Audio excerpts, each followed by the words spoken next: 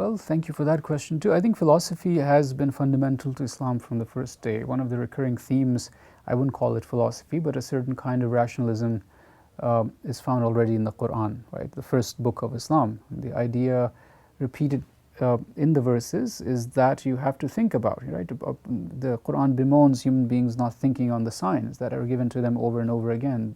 There is a demand to reflect on reality and on the graces of God. So that's the first point of departure. Now, of course, that's not philosophy, and Muslim scholars, generally speaking, would use it only as a kind of explanation or impetus, perhaps, to their philosophizing and scientific activity. So I do want to make that point clear. It's a kind of inspiration, not a philosophical discourse. But having said that, from the very beginning, Muslim scholars, whether they're working in law and in theology and so on, put a very high premium in philosophical reasoning and in logic.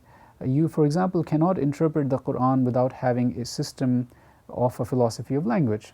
The Islamic legal theory tradition, beginning with even with Ash-Shafi'i, in the earliest articulation, was one that demanded a certain basic methodology of the interpretation of God's words.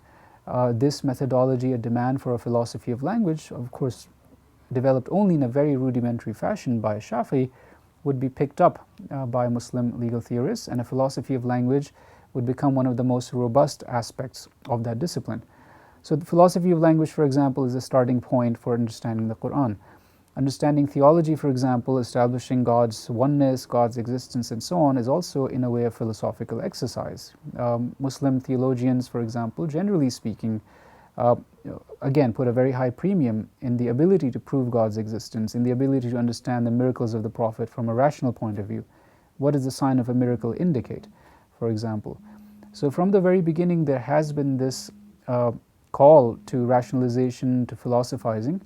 And as the tradition develops, as we get farther from the formative period, we see that once philosophy comes into Islam through the translation movement, it becomes part and parcel of the discourse of most Muslim intellectuals. Not all, but certainly most of them. By the time you get to the madrasa tradition that picks up really in the 13th century with these famous madrasa texts, you find that Muslim scholars, if they're jurists, they're also astronomers. And if they're astronomers, they're also hadith scholars. And if they're hadith scholars, they're also philosophers. They read all these texts together. And if the later you go in the tradition, the more you see this overlap between philosophy and logic and other disciplines into what we call the religious sciences. So I think it's fundamental to understanding, in the Quran, the sayings of the Prophet.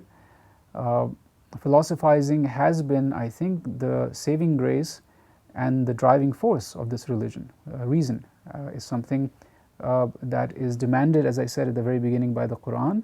It's demanded by the Prophet.